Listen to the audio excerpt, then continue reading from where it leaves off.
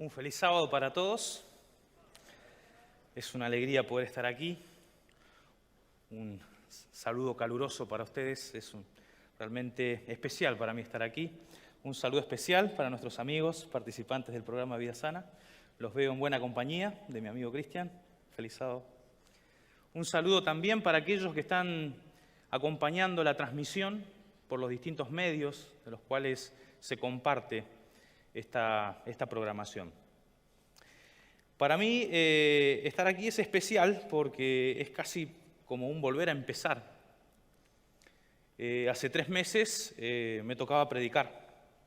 Estaba todo preparado, con mucho tiempo, y el jueves a la noche, previo a ese sábado, comencé con algunos síntomas extraños, ¿no? Y ya estamos acostumbrados o familiarizados con esto. Y bueno, allí empezó mi periplo con la enfermedad que nos dejó muy complicados por algún tiempo. Así que esta es la primera vez que predico después de 3 meses, no porque no se hayan dado las invitaciones o las oportunidades, sino porque físicamente no estaba en condiciones de hacerlo. Inclusive hoy estoy un poco nervioso porque rogamos que la voz, la garganta nos acompañe, pero bueno, ya hemos pasado la prueba de fuego esta semana al iniciar las clases y bueno, con algunos cuidados hemos logrado dar inicio a eso. Así que es como volver a empezar, es como si el tiempo de estos 3 meses no hubiera ocurrido y entonces me encuentro en esa situación. Pero en estos 3 meses las cosas cambiaron. Y la idea que tenía pensada para entonces de pronto no aplica tanto para hoy. En este último mes hemos tenido ya al menos 2 sermones que han abordado la temática que yo pensaba abordar en aquel entonces y quienes me han precedido en el púlpito lo han hecho muy bien, bastante claro. No podríamos sumar nada nuevo sin ser redundante. Así que seguimos pensando la oportunidad de qué podemos compartir esta mañana. Lo bueno es que venimos aquí no para escuchar a alguien conocido o desconocido, no venimos aquí para escuchar a alguien elocuente, ni mucho menos divertido. Venimos aquí para escuchar la voz de Dios que nos habla por medio de la palabra y la voz del Espíritu que nos habla por medio de nuestros sentidos, que nos ayuda a entender, a comprender qué habla nuestro corazón. Eso hemos pedido en esta mañana, que sea Dios quien nos hable. Entonces, de alguna manera, hace tiempo que viene en mi mente un tema que no tiene que ver con lo que uno normalmente elige para hablar desde este lugar, porque a veces preferimos temas más esperanzadores o temas que tienen que ver con algunos elementos de ánimo. Pero es necesario también abordar desde este lugar temas que tienen que ver con problemáticas que vivimos, problemáticas que se dan en nuestro medio. Y este tema venía en mi mente hace meses, pero un poco que rehusaba terminar de trabajar la idea o no se me daba el contexto, el lugar para poder hacerlo. Y esta semana es como que volvió a mi mente y siento la necesidad de compartir esto, porque en la actividad pastoral que desempeñamos lo vemos como un problema frecuente, recurrente, que tiene muchas víctimas y entonces necesito de alguna manera compartir con ustedes esto. Vamos a hablar de un tema que es poco frecuente y lo vamos a hacer con un pasaje, una porción de las Escrituras que no es de las más estudiadas. Así que tal vez esto sea un poquito lo novedoso. En las semanas pasadas tomó notoriedad en los medios los problemas emocionales, psicológicos que sufren algunos deportistas de alto rendimiento por causa de la presión y de la violencia a la que son sometidos. Se han hecho públicas cartas, se han hecho públicas historias que seguramente ustedes se han familiarizado por los medios. Cada día en las noticias abundan las noticias, los eventos que están vinculados con la violencia. Por eso esta mañana les propongo hablar de la violencia. Vivimos en una época y en sociedades que están atravesadas por la violencia. Y de alguna manera, lo triste de toda esta historia es que vamos naturalizando la violencia. Una película, cuanto más violenta es, más público tiene, ¿no? Cuanto más sangre se derrama, más cautiva al público. Pero también lo que vemos alrededor nuestro y lo que escondemos también nos va ayudando a que esa violencia se naturalice. Y entonces quisiera que me acompañen en sus Biblias, abriendo en el primer libro de los Reyes, el capítulo 21, de donde basaremos la secuencia de ideas en esta mañana. Ese capítulo 21 es conocido como el incidente de la viña de Nabot. Y le he pedido a Víctor que me ayude a leer. Vamos a leer primero que nada una parte de esta historia y luego vamos a ir comentando algunos detalles. Gracias, Víctor. Capítulo 21 del 1 al 16. Pasadas estas cosas, aconteció que Nabot de Jezreel tenía una viña junto al palacio de Acab, rey de Samaria.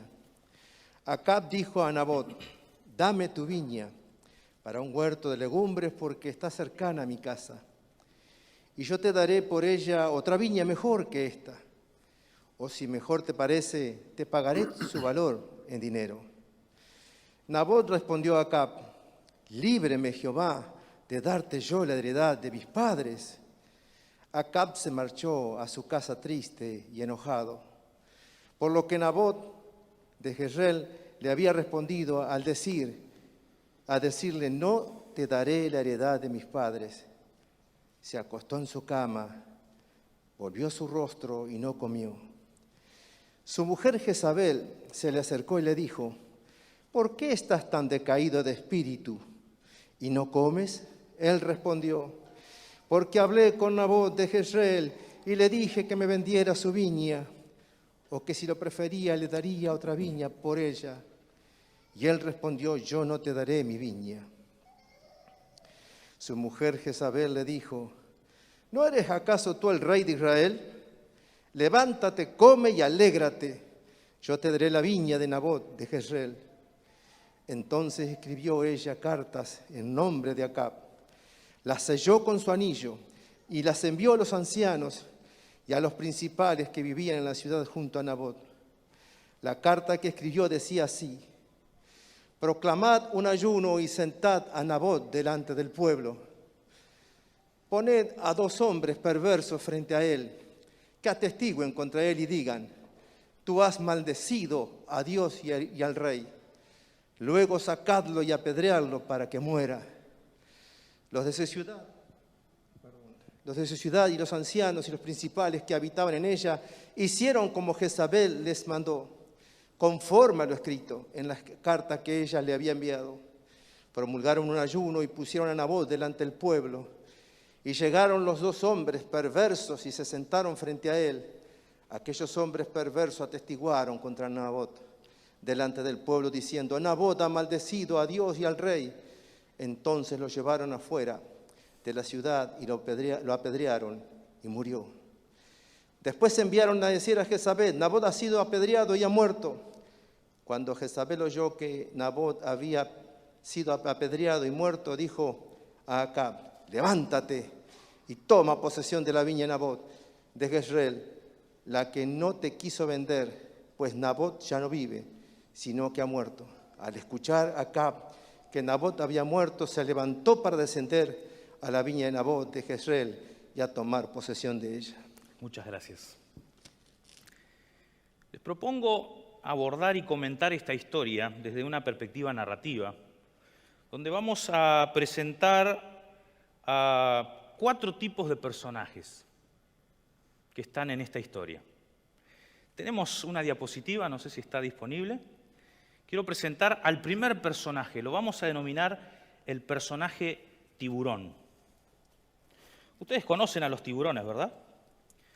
Los tiburones son los grandes depredadores del mar y poseen una poderosa dentadura, muy filosa, con un sistema rotativo y le hace verdaderas máquinas de matar, ¿verdad? Así que al primer personaje de esta historia lo vamos a titular el personaje tiburón. Y en este texto en particular, ese personaje es Jezabel. ¿Quién es Jezabel? Jezabel era la hija del rey Etbaal rey de Tiro y de Sidón, casada con el rey Acab de Israel, el reino del norte, en una alianza sociopolítica. Esta mujer era además sacerdotisa del culto a la diosa Astarté. Cuando llegamos al capítulo 21 ya es un personaje conocido, la vamos a ver en varios capítulos previos, donde se muestra como una mujer implacable, que de alguna manera favorece el culto pagano al dios Baal y a la diosa Astarté, en detrimento de los adoradores de Jehová. Ella fue quien persiguió a los profetas y a los creyentes en el Dios Jehová al punto de eliminarlos, exterminarlos. Y mató lamentablemente a muchos de ellos. Esta mujer también fue la que propició la construcción de un templo idolátrico en la ciudad de Samaria. Lo interesante, ¿verdad?, de este relato es cómo se muestra esa malignidad de la mujer. Ella era una conocedora de la ley de Israel y decide utilizarla en contra de este hombre justo llamado Nabot. Lo interesante es que ella no compartía la visión que tenía Israel en relación a la tierra. Para ella, toda la tierra pertenecía al rey, porque esa era la perspectiva que se tenía en la ley agraria cananea, donde se veía al rey como el señor y dueño supremo de toda la tierra. Así que como buena mujer, buena esposa, decide actuar en favor de los deseos de su esposo, tal vez como una acción buena. Pero decíamos, esta mujer estaba familiarizada con la ley hebrea y decide no confiscar simplemente el terreno, sino que elaboró todo un entramado para juzgar a Nabot por medio de la ley que Dios había dado al pueblo de Israel. Y entonces preparó el escenario. Se nos muestra aquí una verdadera ficción de justicia, donde se va a intentar esconder el crimen más grotesco de todos. Primero se convoca un ayuno para dar relevancia y el marco religioso a todo lo que iba a ocurrir. Los ayunos eran convocados cuando había problemáticas nacionales, y recuerden que Israel venía saliendo de una gran sequía. Estaba en estado de guerra, es decir, había grandes calamidades. Se disfraza la situación como que se está buscando cuál es la razón por la cual Israel está enfrentando estas cosas. En la historia de Israel habían tenido episodios, por ejemplo, en la rebelión de Acán, de Coré, etcétera, donde el pueblo se veía impedido de las bendiciones de Dios porque había pecados puntuales. Así que, simulando piedad, la reina llama a un ayuno, o mejor dicho, los ancianos, cómplices en esta historia, llaman a un ayuno. Luego se nos dice específicamente, allí en el versículo 9, versículo 11, que se puso a Nabot a la cabeza del pueblo, dice literalmente. Los intérpretes de alguna manera señalan de que esto quiere decir que se lo puso como el que dirigía esto, le dieron un lugar prominente, ¿sí? Como traduce la NBI, un lugar prominente en el lugar. Así que lo hicieron protagonista de todo. Y él se sentía cómodo, no iba a sospechar de nada. Efectivamente había cosas que revisar en la historia del pueblo de Israel. Pero luego aparecen dos testigos llamados hombres malignos, hombres de Belial en el original, ¿no? Personas realmente malignas. ¿Por qué? Porque jurar en falso, declarar en falso era un crimen condenado muy fuerte en la legislación hebrea. Estas personas perversas estuvieron de acuerdo en mentir. Y estando en ese ayuno con Nabot a la cabeza, de pronto ellos dicen, la culpa es de Nabot. ¿Por qué? Porque ha blasfemado. Y entonces se toma una categoría, ¿verdad? Uno de los pecados más graves que hay en la legislación hebrea, ¿verdad? El de la blasfemia. Y se lo acusa a Nabot de blasfemia. Y ya en la Biblia estaba determinada cuál era la pena para aquellos que se encontraban culpables de blasfemia. Así que se procedió conforme, entre comillas, a la ley. Se usó una ley que es buena para esconder un crimen perverso. Suena conocido, ¿verdad? Conocemos experiencias de este tipo. Mujer, que influenciaba, ¿verdad?, a los demás a hacer el mal. Así lo dice el versículo 25, allí del capítulo 21, porque Jezabel, su esposa, lo incitaba, ¿no? Es decir, acá obraba mal porque su esposa lo incitaba. Bueno, vamos a ver, tampoco están así. Pero entonces 3 ideas con las cuales quiero iniciar. Primero, hay personas malignas en este mundo de pecado. ¡Wow! ¡Qué obviedad! Pero a veces actuamos como si no lo entendiéramos. El pecado, la maldad, están a nuestro alrededor. Nadie va a poder negar eso. Ahora, qué interesante el proceso de la iglesia, ¿no? Porque desde pequeñitos nosotros seleccionamos las historias bíblicas para nuestros pequeños. Y les vamos contando las historias, ¿verdad?, de los héroes. Ahora, esas historias son censuradas. ¿O no? Las tenemos bien censuradas. Es decir, muy linda la historia del David que vence al gigante, pero la historia sigue en el relato bíblico. Esa parte no la tenemos. Y está bien. Ojo, está bien. Es medio traumático para los niños continuar la historia como está en el texto bíblico. Y Sansón, qué lindo, el hombre fuerte, pero esa historia tiene también historias censurables y varias. Entonces, está bien. Pero mi pregunta es, ¿cuándo a esos niños más crecidos o a esos jóvenes comenzamos a mostrarles lo que también está en la Biblia? ¿En qué momento comenzamos a hablar de la violencia, de la frustración, del acoso, del abuso? De esas cuestiones que dañan al ser humano. ¿Cuándo comenzamos nosotros a dialogar en un lenguaje claro de estas cosas sin navegar en ese mar de eufemismo? Es decir, tratamos de llamar las cosas de manera distinta, como por pudor, como por vergüenza. ¿Cuándo comenzamos a hablar con claridad de estas cosas? Está bien que a un niño pequeño de 2, 3 años no le vamos a contar esa parte de la historia, pero ¿cuándo inicia ese proceso donde nosotros nos damos la oportunidad de hablar de esas cosas? Porque en este mundo hay gente que roba niños, en este mundo hay gente que abusa, que maltrata a criaturas indefensas. ¿Cuándo hablamos de esto? En este mundo hay maldad y tenemos que ser conscientes de eso. No debemos naturalizarlo, no debemos esconderlo. Segunda idea, Dios también trabaja en favor de estas personas a las que hemos designado como malignas. Jesús nos recordó que Dios hace salir el sol sobre justos e injustos. En otras palabras, Dios manifiesta su amor de múltiples maneras a todas las personas y busca a cada uno de ellos ofreciéndole el mismo plan de salvación. Acá no hay una predestinación donde ya uno está destinado a ser el malo de la película y otro es siempre el bueno. No. Dios ofrece también las mismas posibilidades a todos. Vivo yo, dice Dios en Ezequiel capítulo 33, versículos 11 y 12. Vivo yo, que no me complazco en la muerte del impío, sino que se vuelva de su camino y viva. La impiedad del impío no le será estorbo si se vuelve de su impiedad. Es decir, el llamado al volverse de la situación está siempre abierto. Y dice, el pecado, la impiedad no va a ser impedimento si se vuelve, si su corazón se dispone a cambiar.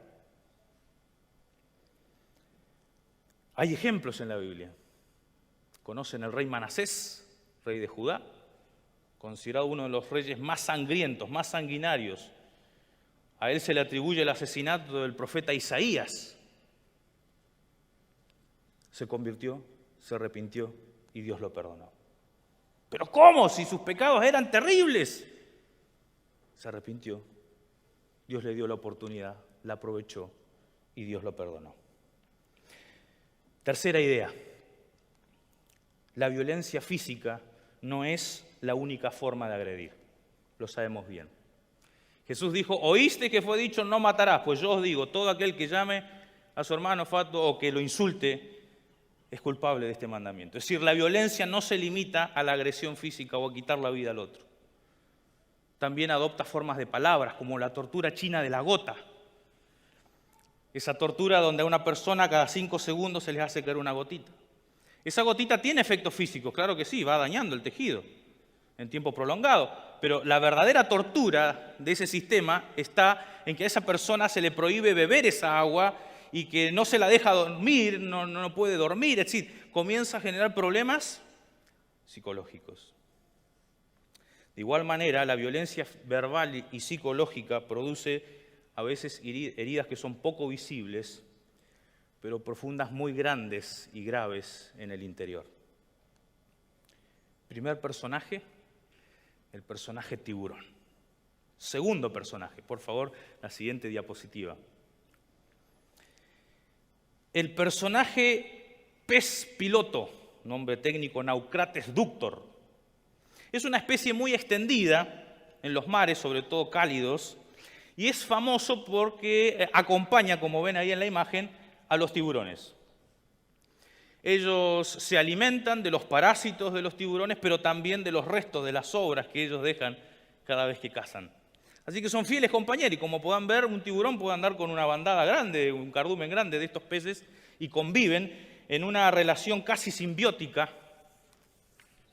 Pocas veces se ha visto a un tiburón comerse a uno de estos peces e inclusive se ha registrado cómo alguno de ellos ingresa a la boca el tiburón para comer lo que queda entre sus dientes, ¿no?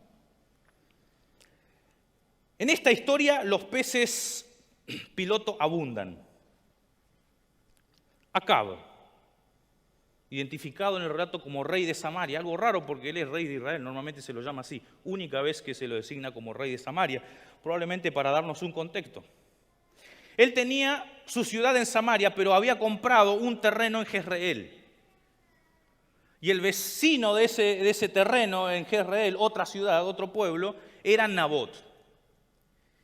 Y Acab quería expandir su terreno y quería anexar a ese terreno lo del vecino Nabot. En otras palabras, quería seguir el ejemplo de su padre, que había comprado el campo donde se construyó posteriormente Samaria. Él también lo compró. Y el rey estaba dispuesto a ofrecer el precio justo, acá no estaba obligándolo a Nabot a venderle. Le dice, dime, ¿cuánto quieres? Te puedo dar una viña mejor o te puedo dar el precio en plata. O sea, vos decime qué es lo que te queda mejor, pero dame tu viña. Te hago la mejor oferta de todas, decime qué es lo que vos querés. Y de pronto este hombre se niega a eso. Y entonces, sin querer pasar por arriba de los derechos civiles de Nabot, acá vuelve a su casa triste y enojado, dice el texto. Que por lo que se ve era una de sus características. Ustedes van al capítulo 20, versículo 43, por otro incidente, también se dice que el rey de Israel se fue triste y enojado a su casa. Así que era caprichoso el hombre, ¿no? Y de alguna manera ese capricho fue el que dio inicio a toda la trama de esta historia. Pero no es el único pez piloto de la historia, están los ancianos, los principales de la ciudad. Todo lo que ocurrió con la complicidad de esta gente.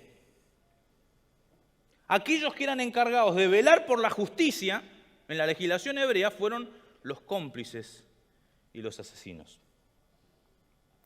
Cumplieron el pedido de la reina al pie de la letra. La reina dijo, proclamad ayuno, ellos proclamaron ayuno. Ella escribió, poned a Nabot frente al pueblo, ellos lo pusieron frente al pueblo. Ella escribió, poned a 2 hombres perversos, ellos buscaron 2 hombres perversos.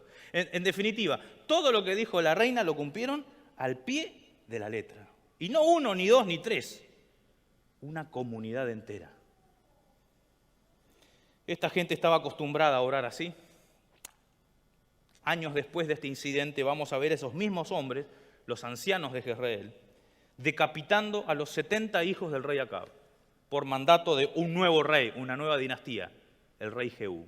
Así que esta gente estaba acostumbrada.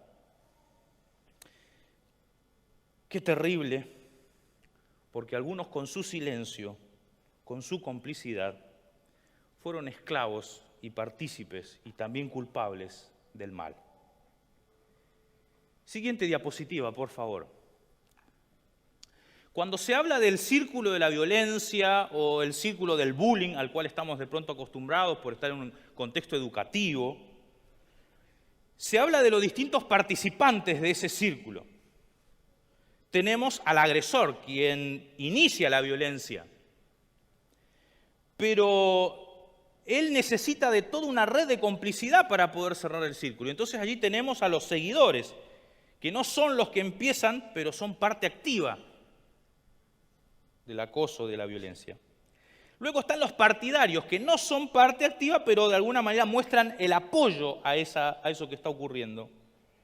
Luego tenemos a los espectadores, es decir, personas que no toman ninguna posición, simplemente dicen, esto no es cosa mía.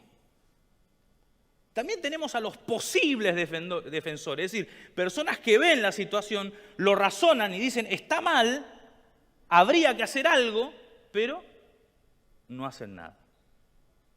Todo ese grupo, esa cadena, son peces piloto. Están al lado del tiburón y se aprovechan de las situaciones, pero no hacen nada para resolverla. Para que un violento prospere, necesita de una red muy grande de cómplices. De manera contraria no podría hacer nada. Veamos un tercer personaje en esta historia. El personaje presa. Ahí teníamos en la diapositiva, ¿verdad? Puede ser un pez, un calamar, un pulpo, un crustáceo, una foca, un león marino. Su rostro es variado, pero es quien recibe de manera directa el acoso o la violencia, sea del tipo que fuere. En este relato, el pez presa o el personaje presa es Nabot. Un hombre que por solo negarse a vender un campo termina siendo asesinado. Él, y no solo él, porque a la luz del capítulo 9, versículo 26 de Segunda de Reyes, sabemos que también fue asesinado junto a todos sus hijos.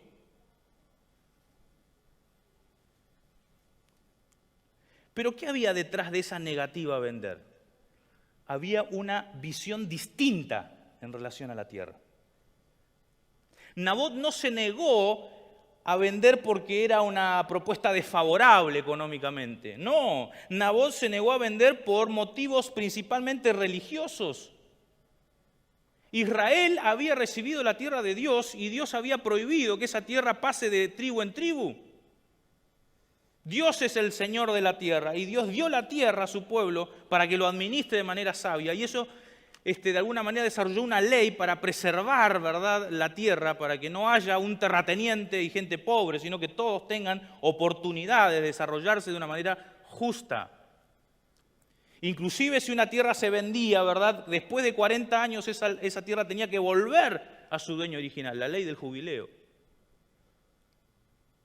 Y cada ciclo de 6 años, el séptimo, se perdonaban las deudas. Es decir, había un sistema para poder dar la oportunidad a la gente que se supere de la crisis. Había una manera distinta de ver la tierra. Para el rey se trata de una viña. Esa es la palabra que se le pone siempre en boca del rey. Es una viña. Para Nabot era una heredad. Palabra distinta usada en el texto.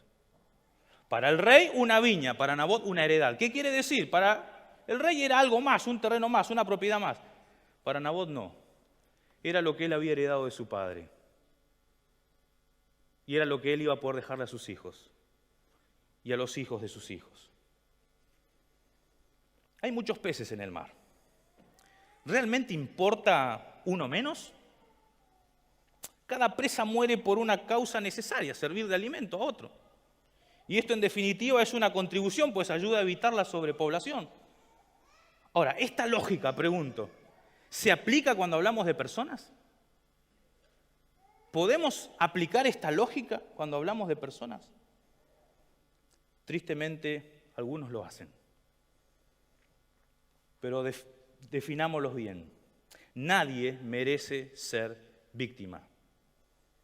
Cada persona importa. Importa Alex, el niño de 9 años que sufre ataques de ansiedad, que no quiere ir a la escuela y que tiene vergüenza de decirle a sus padres que en la escuela tiene compañeros que abusan de él, que se burlan de él por su peso o por su origen.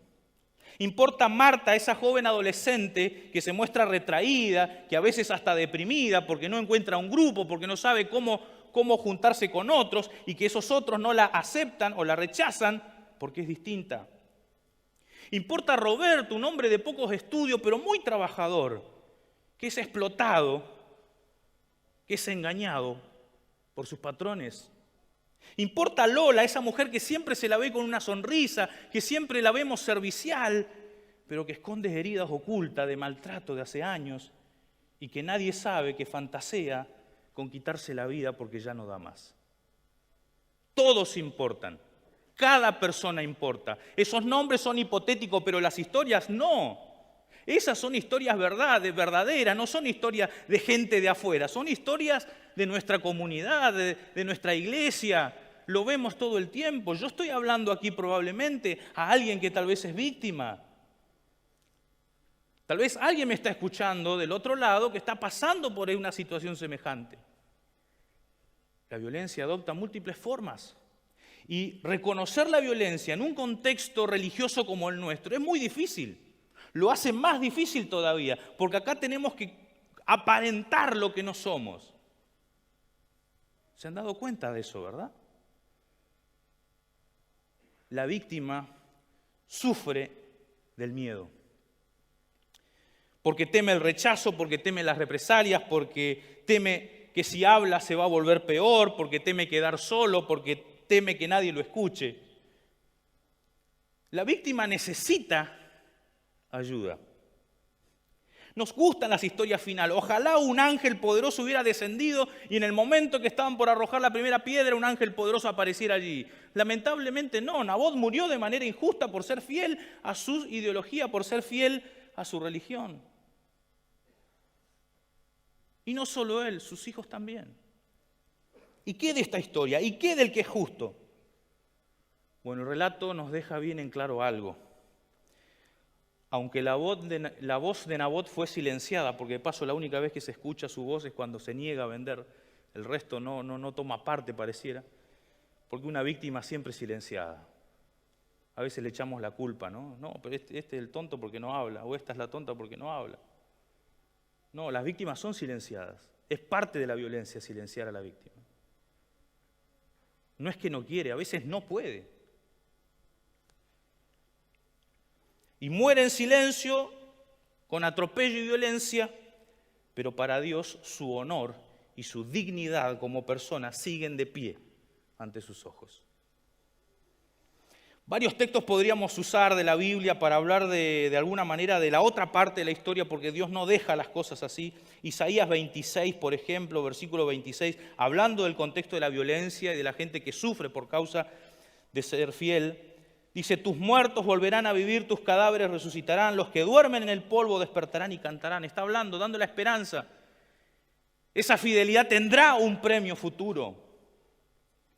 Y la maldad será castigada, capítulo 26, versículo 21, allí mismo de Isaías, porque el Señor viene de su morada para castigar por sus pecados a los habitantes de la tierra, y la tierra descubrirá la sangre derramada sobre ella, y no encubrirá más a sus muertos. Se castigará la impiedad del maltrato. Pero ahí nomás termina todo, es decir, simplemente tenemos que conformarnos con decirle a la víctima: ya está, no te preocupes, allá cuando venga el Señor hará justicia. ¿Es suficiente? No, en esta escena necesitamos un personaje más. Siguiente diapositiva. Necesitamos al personaje delfín. Los delfines son conocidos por su inteligencia, porque son una especie protectora. Es decir, cuando uno de ellos está en peligro, todos se juntan, ¿verdad? Y comienzan a nadar. Cuando un tiburón quiere atacar a uno, vienen todos y comienzan a nadar de manera alocada alrededor para confundirlo y comienzan a golpearlo con su trompa, que es muy fuerte, ¿verdad? Comienzan a golpearlo. Y de esa manera viven juntos. El personaje delfín de esta historia se llama Elías. Volviendo a nuestro relato, capítulo 21, versículos 17 en adelante, voy a leer algunas partes solas nomás, gracias Víctor. Aparece acá Elías.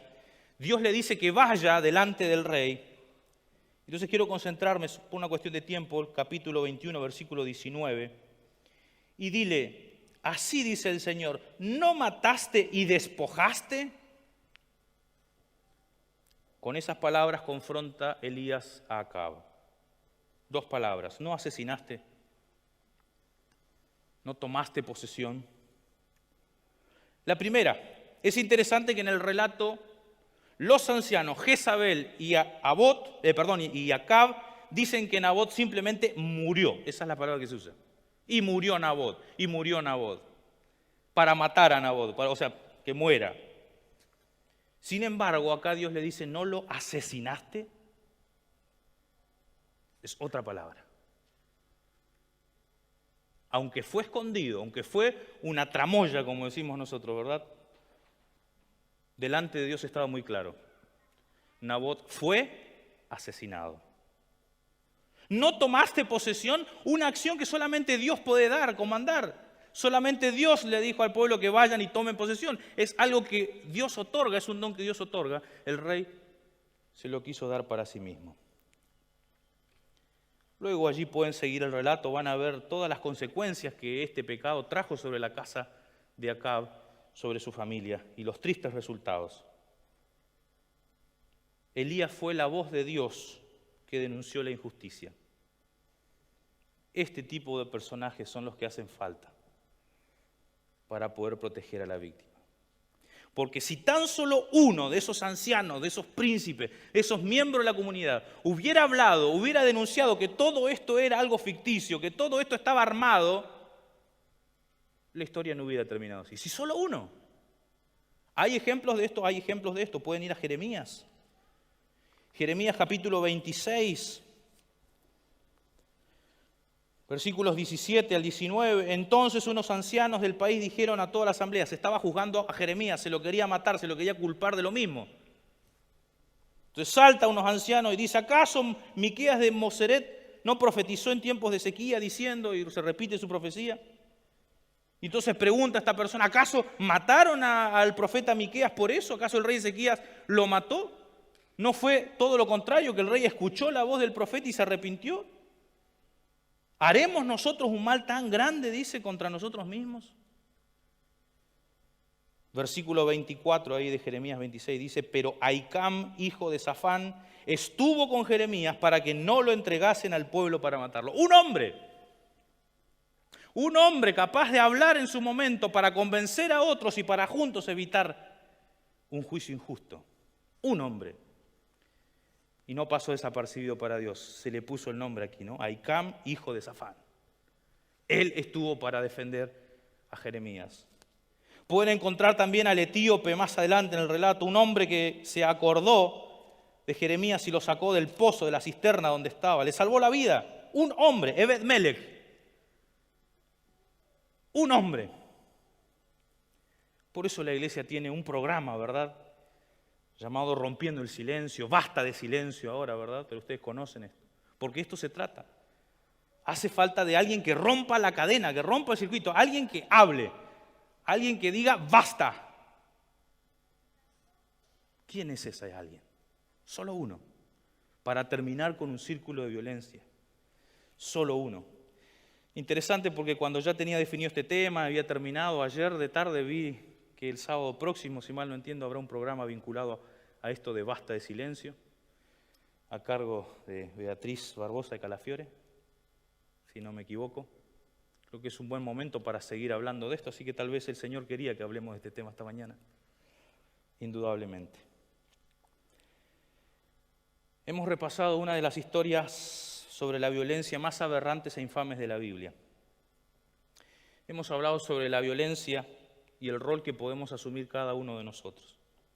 Tiburón, pez piloto, presa o delfín. Queridos niños aquí presentes, queridos jóvenes, queridos hermanos, queridos amigos, ¿qué rol desean asumir? ¿Son tiburones? Dios no deja de llamar y de insistir para que la actitud cambie, para que las oportunidades resurjan. Y tal vez alguien me está escuchando aquí que se ha dado cuenta que tiene actitudes violentas, que está haciendo daño a los demás y quiere cambiar. El Señor puede obrar el milagro. El Señor tiene puertas abiertas si uno busca ayuda. Somos peces pilotos. Dios nos pide que dejemos de ser cómplices, que dejemos de guardar silencio, que dejemos ser parte del problema. Si somos presa, Dios no es ajeno de tu dolor. Dios no es ajeno a tu dolor. Pero la invitación, queridos hermanos, esta mañana, para cada uno de ustedes como cristianos, como adventistas, es que seamos delfines. Es que sigamos el modelo de Elías, les propongo el modelo de Job, un Job que decía, porque yo libraba al pobre que clamaba y al huérfano que carecía de ayudador. Yo quebraba los colmillos del inicuo y de sus dientes le hacía soltar la presa. Job 29, 12 y 17. Queridos hermanos, en esta mañana les propongo romper el silencio y decir, basta. Que el Señor les bendiga.